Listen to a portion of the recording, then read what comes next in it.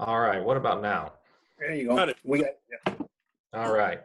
Sorry for the technical difficulties there, but like I was saying, we've got a project that we're developing right next door to you guys, and just to kind of give you some background on who Norwich Solar Technologies is, we're a company that's based out of White River Junction. We've also got offices in Windsor, Vermont.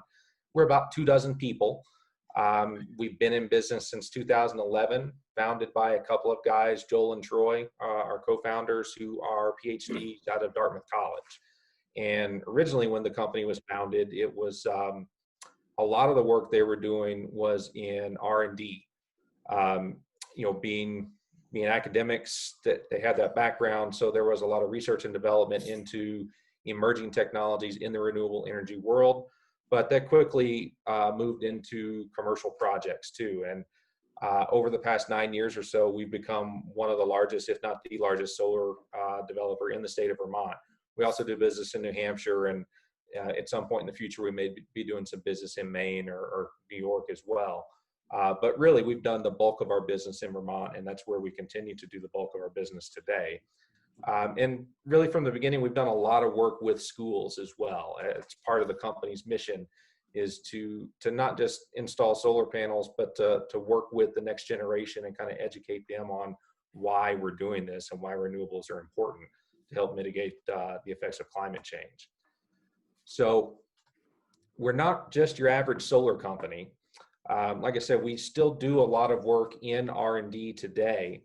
Part of that is in solar power, but part of that is in other emerging renewable technologies as well. So right now, we've actually got a project that we're hoping to win a grant from the Department of Energy that would bring more renewable vehicles, or not renewable vehicles, electric vehicles into Vermont. So it's not just about solar with us, it's about all things renewable energy focused. And we've really become experts in these school projects. We've done probably 24 or more of school projects now over the past few years. Most of these are structured through a net metering agreement, which is what I want to talk to you guys about tonight. And we've done them for large schools like the Hartford district. We've actually done 2 separate projects for them. We've done very small schools where it's just been a 25 or 35 kilowatt project. So really anything in between. We've got a lot of experience in working with schools this way. And when we're talking to schools about solar projects, I like to talk about, there's multiple benefits involved in these things. First and foremost, it's the environmental impact. This is a really important community contribution to help fight against climate change, which I think we all agree we need to be doing more of that. But there's also an educational component that goes along with these too. So we can work these into the STEM curriculum within your school, and we're happy to help do that and help support that in a lot of different ways. And of course, it's got to make financial sense. So when you enter into an agreement like this, you want to make sure that you're going to see savings that come from it. And the great thing about a net metering agreement is you can predict what those savings are, and you don't have to spend anything to get them. So I'll kind of go through that step by step. Talking about climate change, this picture you see on your screen now is an example of some of the damage from Hurricane Irene, which happened just a few years ago.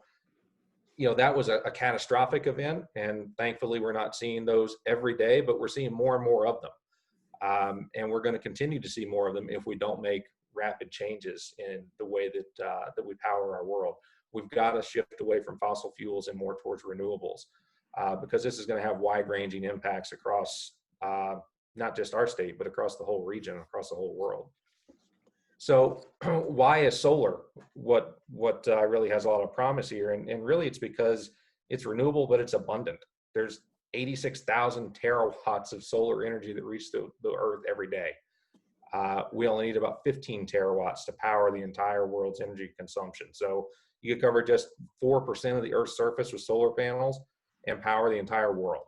And that's all clean, renewable energy that's readily available. And with storage technology advancing like it is now too, we're even able to start doing time shifting of that. So there's a lot of promise out there with solar to help us get away from fossil fuels and get to where we need with more of a clean energy environment. So with what we're talking about for the Danville school, just looking at the kilowatt hours that the school consumes, it's about 307,000 kilowatt hours a year. So if we put that into the EPA's website that shows greenhouse gas emission equivalencies, um, producing that much electricity via renewable means has these types of environmental benefits or these types of offsets. So the big one for me is looking right there in the middle of the screen. You can see if you produced all of that electricity from burning coal, you'd have to burn 239,000 pounds of coal every year just to get that amount of electrical output. You do it via solar, and there's no pollution provided from it. If you do it by burning coal, obviously there's a ton of carbon that's being released into the atmosphere. And you can also see, the number of trees that this would be equivalent to. You could sequester that much carbon if you were to plant 3,600 tree seedlings and grow them for the next 10 years, or 283 acres of U.S. forest in 1 year would absorb that amount of carbon coming back into the atmosphere. So when you look at this as, this is just the annual impact that a system like this would have. And we're talking about a system that's got a 25 to 35 year lifespan. So it really makes a meaningful difference when you're able to go solar and remove yourself from those fossil fuel emitting energy sources or fossil fuel burning energy sources. To talk about some of the educational opportunities that are out there, the picture on the right is one of our co-founders. That's Joel Stettenheim, and I believe that's at Cardigan Mountain School. He's given a talk there a couple of years ago after we completed a system for them. And we really like doing this. So we've got several people on staff that have been educators that like to go into the schools and work with the students and really talk about why we're doing what we're doing. And there's a number of different tools that we have at our disposal to do that. Over on the left, you can see just some of them. There's at the top there, every one of these systems is connected to the network, and they have online monitoring. So we can put this up on the school's website. Your science teachers can pull this up in class. Students can access this with an app. There's lots of different ways that we can show, how many kilowatt hours is it producing today versus yesterday versus last week or last month, and what does that offset look like? So there's great interactive data that not only monitors, but it's also helpful in teaching the students about what's happening with the system as well. We also like to do placards or kiosks next to these systems, and that's particularly attractive, I think, in this case, since it's going to be right next door to the school. So there can be, kind of a learning placard that teaches people as they're approaching the project, what is this thing doing? Why is it important? How does it work? What are the benefits and the effects of it? And on the next slide, you can see just some of the other things, some of the other ways that, that we've worked with students to really engage them and teach them about renewables and why this is important.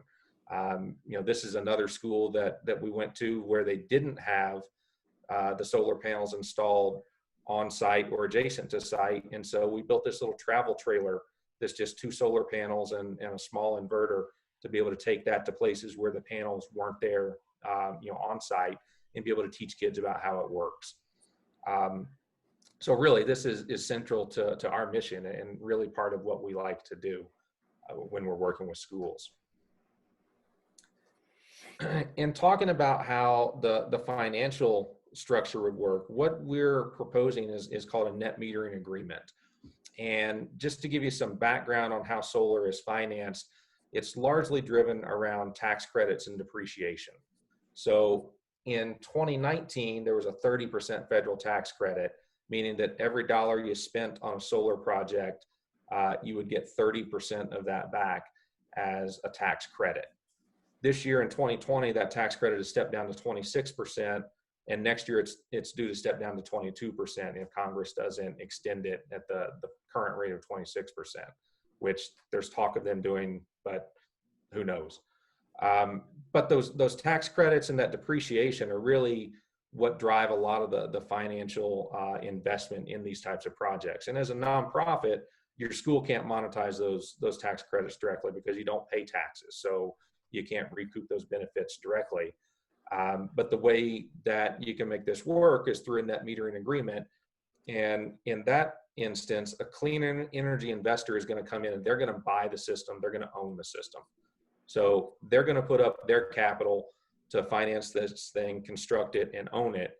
And then they would sell the power that it produces to the school at a discounted rate. So that discounted rate would be at a 13.5% discount from every dollar of credit. So I mean, you get a $1 credit on your bill. So your GMP bill is reduced by $1. You pay a second bill to the system owner, which is 86.5%. And then the 13.5% is your savings. So on a project like this, that would equate to an estimated year one savings for the Danville School of almost $6,800. And then you would lock into a rate for 25 years, and that rate would only increase at about half the historical rate of inflation for utility. So utility rates historically have gone up at about 3% a year. In this net metering agreement, your cost for solar power goes up by only 1.5% per year. And so those year one savings of close to $7,000 equate to almost $400,000 over the life of the system, over the 25-year warranted life of the system. And there's no cost to the school to do this. So the solar investor, they build it, they finance it, they own it, we maintain it. The school just reaps the savings from it, as well as the educational benefits that go along with it. And so to just give you kind of more of a visual of what that looks like, the savings are modest early on, but because you're paying only half the rate of inflation of what utility rates normally go up at, those savings really accelerate as you go further and further into the agreement. In the last not the last calendar year. Yeah, it was the last calendar year, I guess. The bills that you guys had sent me a couple of months ago, and looking at that, it's about $52,500 was your cost for power over the last year. And so we would size the system to offset what your consumption is. So you'd get about 300,000 kilowatt hours of solar. That 13.5% discount equates to that $67.75 year one savings. And like I said, because it's only escalating at half of what the historical inflation rate is over the long term, the savings are pretty big at about $400,000. So really, when you think about it, it's a win all the way around, because this is easy for you guys to do because there's no upfront capital expense, unlike the building expenses that you're going to have to undertake to get things up to par there. This is an easy one. We're going to have someone else that's going to finance it. You're just going to be able to sign up and save as soon as it's operational. It's the right thing to do. It's going to produce clean, renewable energy. It helps decrease your greenhouse gas emissions, and it contributes to a healthier environment for everyone. It offers learning opportunities, and the savings are immediate and they're long lasting. So it's really pretty simple to do this, and we'd be excited to partner with the school on a project like this. So I'll open it up to you guys if you have questions about how the whole thing works. Any of the board members have any questions for Kevin? I have two questions. Yep. First, the investor makes money by writing off the discount, right? Not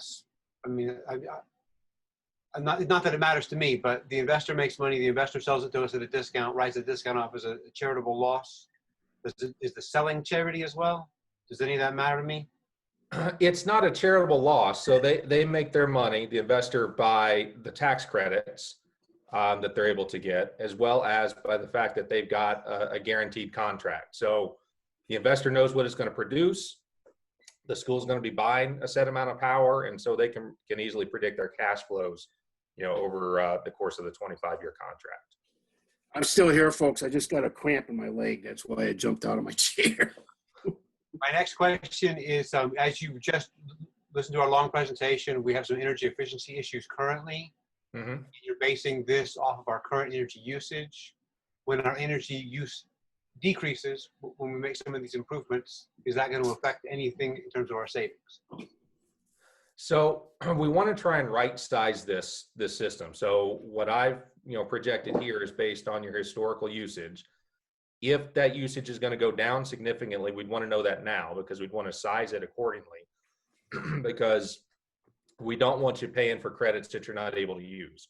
In other words, if you paid $52,000 in electric costs last year, but if you can reduce that by 20%, you don't want $50,000 of credits coming back to you, because you're paying for those credits whether you can use them either way. So if you're able to reduce your energy, then we want to right size the system to meet that load. But you may, through some of the building improvements, you may decrease your energy usage in some areas. You may be able to electrify other things, like your heating and cooling right now is a wood-fired boiler. Sounds like that's going to need some maintenance. If you're able to do like a heat pump type system or some other type of electric heating or cooling, which becomes more attractive when you got renewables to power it, then you may find that your usage goes up over the long haul. So based on what you heard earlier, is this projection right-sized currently? It kind of remains to be seen what you guys are going to do in terms of the HVAC. If you're going to keep the same type of system in place, and the LED lighting may have an impact too. I heard him talking about that. So we're burning oil. Don't use that wood burner. We're burning oil. What's that? We're burning oil. You don't use the wood burner. The wood burner is broken. Yeah, we're not using the wood chip plant at all right now, Kevin. Oh, that one's not operational at all. Okay. No, we haven't used that for several years. Okay. The plan, I think, is to get it operational. Okay. I think part of what Richard was saying about that was the plan is needs to be to look at the cost and cost that out and see what's going to make sense in the long run. If a more efficient electrical option is something to consider, I think that's part of the discussion. I also think something that I have heard from Ken is he's talking about replacing the steam jacket boiler in the kitchen. If that happens, he's looking at a potential electric model, which would be an increase, possibly offset by some things. So there's some things in flux. I guess the question is, Kevin, how quickly do we need to have a better sense of what our usage is going to be based on all these huge variables for this project to move forward? So, like I said, the project is not going to be constructed likely until early next year. So we wouldn't have to finalize, the contract immediately. There's certainly some time to get those things in order to, give you guys a better sense of where that electrical load is going to go. Again, are there other people that are involved in this in terms of getting electrical credits from the same set of the solar array? Yeah, so this is going to be a 500 kilowatt system, and the school is only going to need about a third of that, I guess, to produce the amount of electricity that we've got benchmarked right now. So there will be other off-takers on this system, and those can be really anyone that's in Green Mountain Power territory. Like I say, we try and keep it local, and so we'll be talking to other local entities that might benefit from this, but really it could be any power or any customer in GMP Power territory. And if we get more credits than we use, if we get more efficient and we have more credits than we use, what can we do with those credits other than nothing? You could always assign them to someone else. So if you had, the $50,000 in credits is what you signed up for in the agreement, but in a few years' time, you find yourself only needing, say, $40,000, you can assign that excess to another GMP customer that you could work with. It doesn't just vanish. Good. Okay. Right. Anybody else have any? Yeah, I do. Mark, go ahead. Yeah, so I want to make sure I understood this correctly. So your investors put the money in to build the plant, the facility. I don't know what the term is. The facility. Right. We sign over the tax credits because we can't use them. Those get cashed out at some level. And then for every dollar in electricity that gets used, we pay you 86.5 cents. Right. Well, for every Okay. dollar in credit that you get on your bill, you Yeah. pay us 86.5 cents. Okay. Or pay Why? the owner. Why? Why? Why do we pay? Why do we pay that? And how do we know that 86.5 cents is a fair price to pay to you if we have to pay something? So you're paying that because that's your cost of the power that's being provided. So it's being provided as a credit on your bill. Yeah. How do you know that's a fair rate to pay? Yeah. There have been a number of these that have been RFP type situations, and typically what you see in those is somewhere between 8 to 10, maybe 12%. 13.5 is a very fair discount to offer. It has been a little higher than that in the past. Like I said, the tax credits last year were 30%, so we could offer a little bit higher discount then because the system owner was getting a larger tax credit up front. So on deals that we did like this last year, it was like a 15% discount. So 13.5 is a pretty favorable discount for a project like this. Are there financial disclosure documents that we get to examine before we sign on for this? There's a contract. I'm not saying, that you'd I don't want to sound, examine I don't for. want to sound like I'm not like calling you out or saying that you're being untruthful, because I don't mean that. But I mean, from a business perspective, from our side, I think, we have, my office has a fiduciary responsibility to make sure that we're getting a fair deal on this. So I'd like to know what we're going to get to look at to convince ourselves that it's a fair deal. Yeah, I'd be happy to share, the full projections of, what it's going to produce and what that production is valued at, as well as put you in touch with some of the other schools, that we've worked with in the past that can attest to, about how this program works. No, I mean, I understand the mechanics of it, and I don't, I think that we would like to, I would like to see a little bit of documentation on this, why is it